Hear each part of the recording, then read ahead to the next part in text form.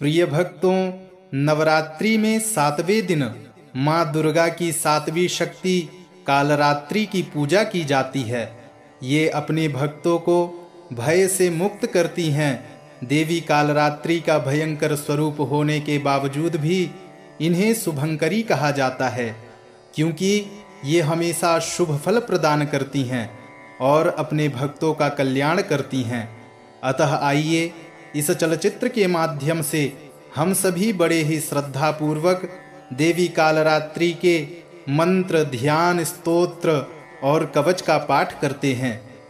ओम देवी कालरात्र्यै नमः। एकवेणी जपाकर्ण पूरा नग्नाखरा स्थिता, लंबोष्ठी कर्णिका कर्णी तैलाभ्यक्त शरीरिणी, वामपादोल्लसल्लोह लता कंटकभूषणा, वर्धना मूर्धध्वजा कृष्णा कालरात्रिर्भयंकरी, या देवी सर्वभूतेषु मां कालरात्रिरूपेण संस्थिता। नमस्तस्यै नमस्तस्यै नमस्तस्यै नमो नमः।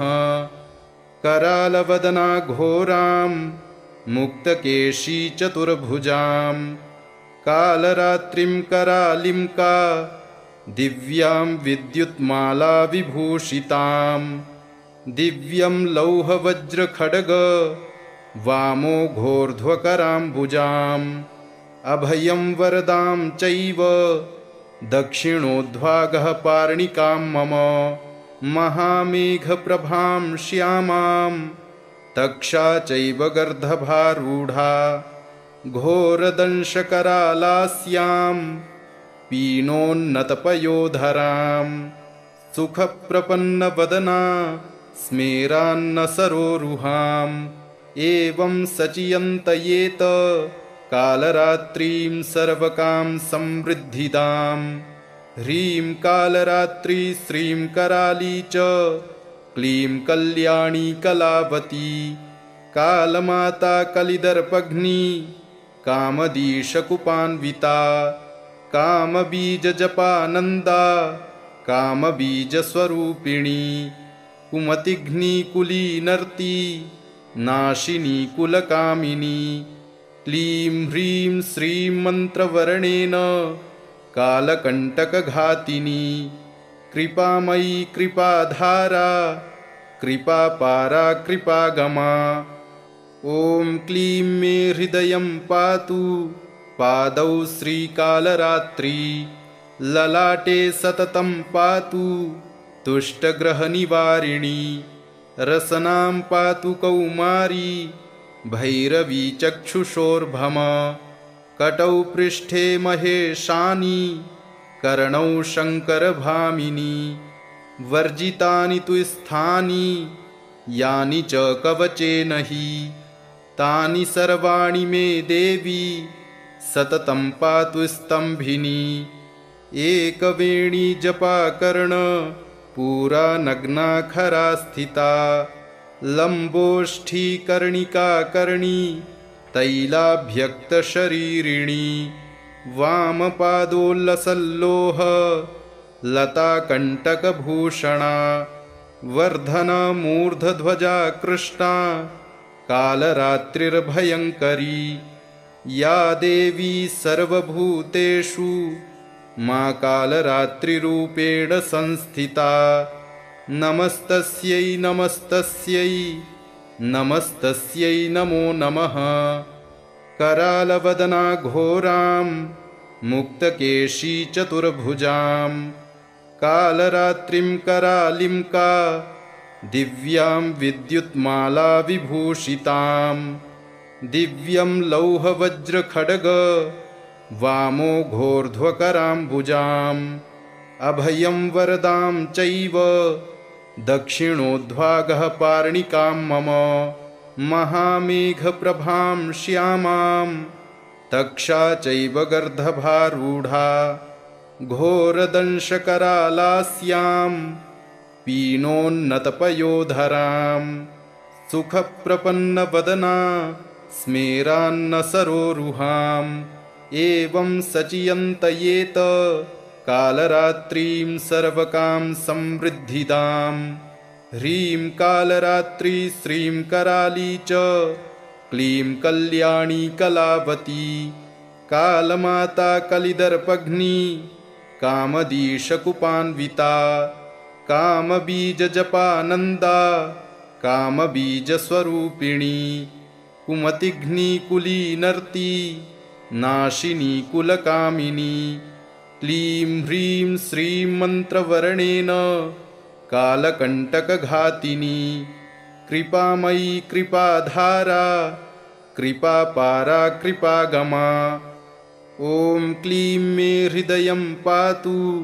पादौ श्रीकालरात्रि ललाटे सततं पातु तुष्टग्रहनिवारिणी रसनां पातु कौमारी भैरवी चक्षुषोर्भम कटौ पृष्ठे महेशानी कर्णौ शङ्करभामिनी वर्जितानि तु स्थानि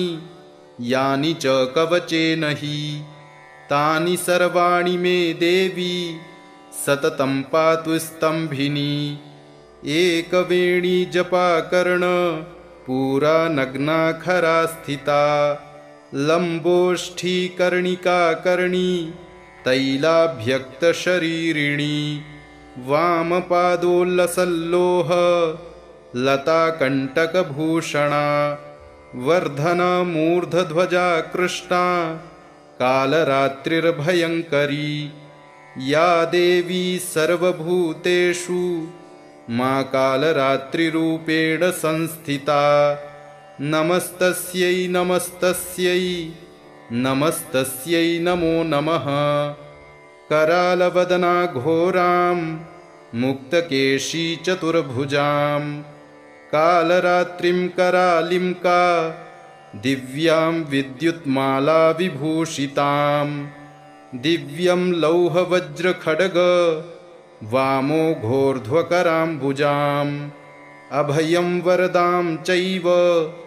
दक्षिणोद्वागः पार्णिकां मम महामेघप्रभां श्यामां तक्षा चैव गर्दभारूढा घोरदंशकरालास्यां पीनोन्नतपयोधरां सुखप्रपन्नवदना स्मेरान्नसरोरुहाम् एवं सचियन्तयेत कालरात्रीं सर्वकां समृद्धिदाम् ह्रीं कालरात्रि श्रीं कराली च क्लीं कल्याणी कलावती कालमाता कलिदर्पघ्नी कामदीशकुपान्विता कामबीजजपानन्दा कामबीजस्वरूपिणी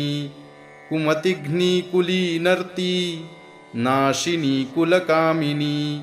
क्लीं ह्रीं श्रीं मन्त्रवर्णेन कालकण्टकघातिनी कृपामयी कृपाधारा कृपापारा कृपागमा ॐ क्लीं मे हृदयं पातु पादौ श्रीकालरात्रि ललाटे सततं पातु तुष्टग्रहनिवारिणी रसनां पातु कौमारी भैरवी चक्षुषोर्भम कटौ पृष्ठे महेशानी कर्णौ शङ्करभामिनी वर्जितानि तु स्थानि यानि च कवचेन हि तानि सर्वाणि मे देवी सततं पातु स्तम्भिनी एकवेणी जपाकर्ण पूरा नग्ना खरा स्थिता लम्बोष्ठी कर्णिका कर्णी तैलाभ्यक्तशरीरिणी वामपादोल्लसल्लोह लताकण्टकभूषणा वर्धना मूर्धध्वजा कृष्णा कालरात्रिर्भयङ्करी या देवी सर्वभूतेषु मा कालरात्रिरूपेण संस्थिता नमस्तस्यै नमस्तस्यै नमस्तस्यै नमो नमः करालवदना घोरां मुक्तकेशी चतुर्भुजां कालरात्रिं करालिं का दिव्यां विद्युत्माला विभूषितां दिव्यं लौहवज्रखड्ग वामोघोर्ध्वकराम्बुजाम् अभयं वरदां चैव दक्षिणोद्वागः पार्णिकां मम महामेघप्रभां श्यामां तक्षा चैव गर्दभारूढा घोरदंशकरालास्यां पीनोन्नतपयोधरां सुखप्रपन्नवदना स्मेरान्नसरोरुहाम् एवं सचियन्तयेत कालरात्रिं सर्वकां समृद्धिदां ह्रीं कालरात्रि श्रीं कराली च क्लीं कल्याणी कलावती कालमाता कलिदर्पघ्नी कामदीशकुपान्विता कामबीजजपानन्दा कामबीजस्वरूपिणी कुमतिघ्नी कुलीनर्ती नाशिनी कुलकामिनी क्लीं ह्रीं श्रीं मन्त्रवर्णेन कालकण्टकघातिनी कृपामयी कृपाधारा कृपापारा कृपागमा ॐ क्लीं मे हृदयं पातु पादौ श्रीकालरात्रि ललाटे सततं पातु तुष्टग्रहनिवारिणी रसनां पातु कौमारी भैरवी चक्षुषोर्भम कटौ पृष्ठे महेशानी कर्णौ शङ्करभामिनी वर्जितानि तु स्थानि यानि च कवचेन हि तानि सर्वाणि मे देवी सततं पातु स्तम्भिनी एकवेणी जपाकर्ण पूरा नग्ना खरा स्थिता लम्बोष्ठी कर्णिका कर्णी तैलाभ्यक्तशरीरिणी वामपादोल्लसल्लोह लताकण्टकभूषणा वर्धनमूर्धध्वजा कृष्णा कालरात्रिर्भयङ्करी या देवी सर्वभूतेषु मा कालरात्रिरूपेण संस्थिता नमस्तस्यै नमस्तस्यै नमस्तस्यै नमो नमः करालवदना घोरां मुक्तकेशी चतुर्भुजां कालरात्रिं करालिं का दिव्यां विद्युत्माला विभूषितां दिव्यं लौहवज्रखड्ग वामोघोर्ध्वकराम्बुजाम् अभयं वरदां चैव दक्षिणोद्वागः पार्णिकां मम महामेघप्रभां श्यामां तक्षा चैव गर्दभारूढा घोरदंशकरालास्यां पीनोन्नतपयोधरां सुखप्रपन्नवदना स्मेरान्नसरोरुहाम् एवं सचियन्तयेत कालरात्रिं सर्वकां समृद्धिदां ह्रीं कालरात्रि श्रीं कराली च क्लीं कल्याणी कलावती कालमाता कलिदर्पघ्नी कामदीशकुपान्विता कामबीजजपानन्दा कामबीजस्वरूपिणी कुमतिघ्नी कुलीनर्ती नाशिनी कुलकामिनी क्लीं ह्रीं श्रीं मन्त्रवर्णेन कालकण्टकघातिनी कृपामयी कृपाधारा कृपापारा कृपागमा ॐ क्लीं मे हृदयं पातु पादौ श्रीकालरात्रि ललाटे सततं पातु तुष्टग्रहनिवारिणी रसनां पातु कौमारी भैरवी चक्षुषोर्भम कटौ पृष्ठे महेशानी कर्णौ शङ्करभामिनी वर्जितानि तु स्थानि यानि च कवचेन हि तानि सर्वाणि मे देवी सततं पातु स्तम्भिनी एकवेणी जपाकर्ण पूरा नग्ना खरा स्थिता लम्बोष्ठीकर्णिकाकर्णी तैलाभ्यक्तशरीरिणी वामपादोल्लसल्लोह लताकण्टकभूषणा वर्धनमूर्धध्वजा कृष्णा कालरात्रिर्भयङ्करी या देवी सर्वभूतेषु मा कालरात्रिरूपेण संस्थिता नमस्तस्यै नमस्तस्यै नमस्तस्यै नमो नमः। करालवदना घोरां मुक्तकेशी चतुर्भुजां कालरात्रिं करालिं का दिव्यां विद्युत्माला विभूषितां दिव्यं लौहवज्रखड्ग वामो घोर्ध्वकराम्बुजाम् अभयं वरदां चैव दक्षिणोद्वागः पार्णिकां मम महामेघप्रभां श्यामां तक्षा चैव गर्दभारूढा घोरदंशकरालास्यां पीनोन्नतपयोधरां सुखप्रपन्नवदना स्मेरान्नसरोरुहाम् एवं सचियन्तयेत कालरात्रीं सर्वकां समृद्धिदां ह्रीं कालरात्री श्रीं कराली च क्लीं कल्याणी कलावती कालमाता कलिदर्पघ्नी कामदीशकुपान्विता कामबीजजपानन्दा कामबीजस्वरूपिणी कुमतिघ्नीकुलीनर्ती नाशिनी कुलकामिनी क्लीं ह्रीं श्रीं मन्त्रवर्णेन कालकण्टकघातिनी कृपामयी कृपाधारा कृपापारा कृपागमा ॐ क्लीं मे हृदयं पातु पादौ श्रीकालरात्री ललाटे सततं पातु तुष्टग्रहनिवारिणी रसनां पातु कौमारी भैरवी चक्षुषोर्भम कटौ पृष्ठे महेशानी कर्णौ शङ्करभामिनी वर्जितानि तु स्थानि यानि च कवचेन हि तानि सर्वाणि मे देवी सततं पातु स्तम्भिनी एकवेणी जपाकर्ण पूरा नग्नाखरा स्थिता लम्बोष्ठीकर्णिकाकर्णी तैलाभ्यक्तशरीरिणी वामपादोल्लसल्लोह लताकण्टकभूषणा वर्धनमूर्धध्वजा कृष्णा कालरात्रिर्भयङ्करी या देवी सर्वभूतेषु मा कालरात्रिरूपेण संस्थिता नमस्तस्यै नमस्तस्यै नमस्तस्यै नमो नमः।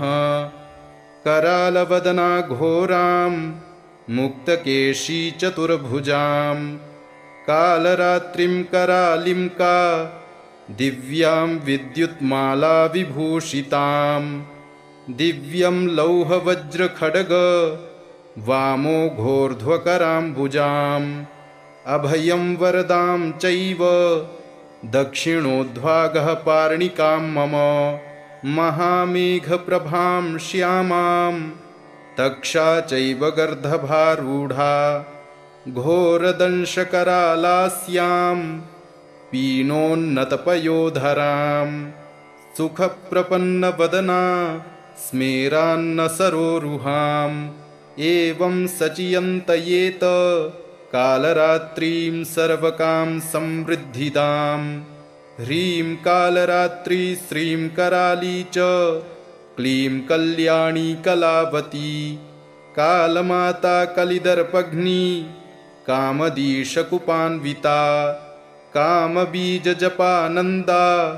कामबीजस्वरूपिणी कुमतिघ्नीकुलीनर्ती नाशिनी कुलकामिनी क्लीं ह्रीं श्रीं मन्त्रवर्णेन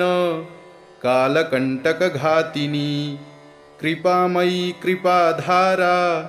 कृपापारा कृपागमा ॐ क्लीं मे हृदयं पातु पादौ श्रीकालरात्रि ललाटे सततं पातु तुष्टग्रहनिवारिणी रसनां पातु कौमारी भैरवी चक्षुषोर्भम कटौ पृष्ठे महेशानि कर्णौ शङ्करभामिनी वर्जितानि तु स्थानि यानि च कवचेन हि तानि सर्वाणि मे देवी सततं पातु स्तंभिनी एकवेणी जपाकर्ण पूरा नग्ना खरा स्थिता लम्बोष्ठी कर्णिका कर्णी तैलाभ्यक्तशरीरिणी वामपादोल्लसल्लोह लताकण्टकभूषणा वर्धना मूर्धध्वजा कृष्णा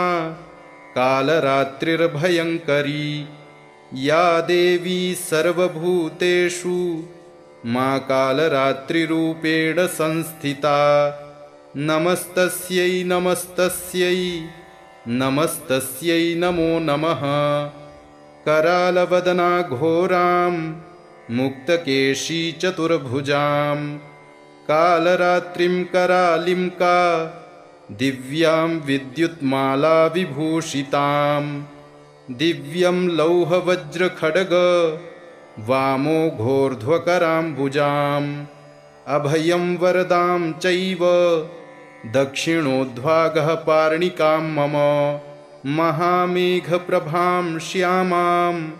तक्षा चैव गर्दभारूढा घोरदंशकरालास्यां पीनोन्नतपयोधरां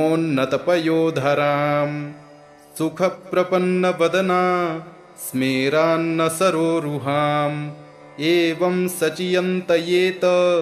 कालरात्रिं सर्वकां समृद्धिदां ह्रीं कालरात्रि श्रीं कराली च क्लीं कल्याणी कलावती कालमाता कलिदर्पघ्नी कामदीशकुपान्विता कामबीजजपानन्दा कामबीजस्वरूपिणी कुमतिघ्नीकुलीनर्ती नाशिनी कुलकामिनी क्लीं ह्रीं श्रीं मन्त्रवर्णेन कालकण्टकघातिनी कृपामयी कृपाधारा कृपापारा कृपागमा ॐ क्लीं मे हृदयं पातु पादौ श्रीकालरात्रि ललाटे सततं पातु तुष्टग्रहनिवारिणी रसनां पातु कौमारी भैरवी चक्षुषोर्भम कटौ पृष्ठे महेशानि कर्णौ शङ्करभामिनी वर्जितानि तु स्थानि यानि च कवचेन हि तानि सर्वाणि मे देवी सततं पातु स्तंभिनी एकवेणी जपाकर्ण पूरा नग्ना खरा स्थिता लम्बोष्ठी कर्णिका कर्णी तैलाभ्यक्तशरीरिणी वामपादोल्लसल्लोह लताकण्टकभूषणा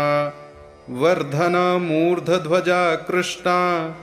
कालरात्रिर्भयङ्करी या देवी सर्वभूतेषु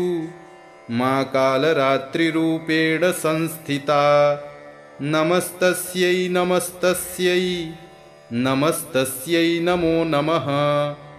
करालवदना घोरां मुक्तकेशी चतुर्भुजां कालरात्रिं करालिं का दिव्यां विद्युत्माला विभूषितां दिव्यं लौहवज्रखड्ग वामो घोर्ध्वकराम्बुजाम् अभयं वरदां चैव दक्षिणोद्वागः पार्णिकां मम महामेघप्रभां श्यामां तक्षा चैव गर्दभारूढा घोरदंशकरालास्यां पीनोन्नतपयोधरां सुखप्रपन्नवदना स्मेरान्नसरोरुहाम् एवं सचियन्तयेत कालरात्रिं सर्वकां समृद्धिदां ह्रीं कालरात्रि श्रीं कराली च क्लीं कल्याणी कलावती कालमाता कलिदर्पघ्नी कामदीशकुपान्विता कामबीजजपानन्दा कामबीजस्वरूपिणी कुमतिघ्निकुलीनर्ती नाशिनी कुलकामिनी क्लीं ह्रीं श्रीं मन्त्रवर्णेन कालकण्टकघातिनी कृपामयी कृपाधारा कृपापारा कृपागमा। ॐ क्लीं मे हृदयं पातु पादौ श्रीकालरात्रि ललाटे सततं पातु तुष्टग्रहनिवारिणी रसनां पातु कौमारी भैरवी चक्षुषोर्भम कटौ पृष्ठे महेशानी कर्णौ शङ्करभामिनी वर्जितानि तु स्थानि यानि च कवचेन हि तानि सर्वाणि मे देवी सततं पातु स्तम्भिनी एकवेणी जपाकर्ण पूरा नग्ना खरा स्थिता लम्बोष्ठी कर्णिका कर्णी तैलाभ्यक्तशरीरिणी वामपादोल्लसल्लोह लताकण्टकभूषणा वर्धनमूर्धध्वजा कृष्णा कालरात्रिर्भयङ्करी या देवी सर्वभूतेषु मा कालरात्रिरूपेण संस्थिता नमस्तस्यै नमस्तस्यै नमस्तस्यै नमो नमः। करालवदना घोरां मुक्तकेशी चतुर्भुजां कालरात्रिं करालिं का दिव्यां विद्युत्माला विभूषितां दिव्यं लौहवज्रखड्ग वामो घोर्ध्वकराम्बुजाम् अभयं वरदां चैव दक्षिणोद्वागः पार्णिकां मम महामेघप्रभां श्यामां तक्षा चैव गर्दभारूढा घोरदंशकरालास्यां पीनोन्नतपयोधरां सुखप्रपन्नवदना स्मेरान्नसरोरुहाम् एवं सचियन्तयेत कालरात्रिं सर्वकां समृद्धिदां ह्रीं कालरात्रि श्रीं कराली च क्लीं कल्याणी कलावती कालमाता कलिदर्पघ्नी कामदीशकुपान्विता कामबीजजपानन्दा कामबीजस्वरूपिणी कुमतिघ्निकुलीनर्ती नाशिनी कुलकामिनी क्लीं ह्रीं श्रीं मन्त्रवर्णेन कालकण्टकघातिनी कृपामयी कृपाधारा कृपापारा कृपागमा। ॐ क्लीं मे हृदयं पातु पादौ श्रीकालरात्रि ललाटे सततं पातु तुष्टग्रहनिवारिणी रसनां पातु कौमारी भैरवी चक्षुषोर्भम कटौ पृष्ठे महेशानी कर्णौ शङ्करभामिनी वर्जितानि तु स्थानि यानि च कवचेन हि तानि सर्वाणि मे देवी सततं पातु स्तम्भिनी एकवेणी जपाकर्ण पूरा नग्ना खरा स्थिता लम्बोष्ठी कर्णिका कर्णी तैलाभ्यक्तशरीरिणी वामपादोल्लसल्लोह लताकण्टकभूषणा वर्धनमूर्धध्वजा कृष्णा कालरात्रिर्भयङ्करी या देवी सर्वभूतेषु मा कालरात्रिरूपेण संस्थिता नमस्तस्यै नमस्तस्यै नमस्तस्यै नमो नमः। करालवदना घोरां मुक्तकेशी चतुर्भुजां कालरात्रिं करालिं का दिव्यां विद्युत्माला विभूषितां दिव्यं लौहवज्रखड्ग वामो घोर्ध्वकराम्बुजाम् अभयं वरदां चैव दक्षिणोद्भागः पार्णिकां मम महामेघप्रभां श्यामां तक्षा चैव गर्दभारूढा घोरदंशकरालास्यां पीनोन्नतपयोधरां सुखप्रपन्नवदना स्मेरान्नसरोरुहाम् एवं सचियन्तयेत कालरात्रिं सर्वकां समृद्धिदां ह्रीं कालरात्रि श्रीं कराली च क्लीं कल्याणी कलावती कालमाता कलिदर्पघ्नी कामदीशकुपान्विता कामबीजजपानन्दा कामबीजस्वरूपिणी कुमतिघ्नीकुलीनर्ती नाशिनी कुलकामिनी क्लीं ह्रीं श्रीं मन्त्रवर्णेन कालकण्टकघातिनी कृपामयी कृपाधारा कृपापारा कृपागमा ॐ क्लीं मे हृदयं पातु पादौ श्रीकालरात्रि ललाटे सततं पातु तुष्टग्रहनिवारिणी रसनां पातु कौमारी भैरवी चक्षुषोर्भम कटौ पृष्ठे महेशानी कर्णौ शङ्करभामिनी वर्जितानि तु स्थानि यानि च कवचेन हि तानि सर्वाणि मे देवी सततं पातु स्तम्भिनी इति श्रीदेवी कालरात्रि स्तोत्रम् एवं कवचं सम्पूर्णम्।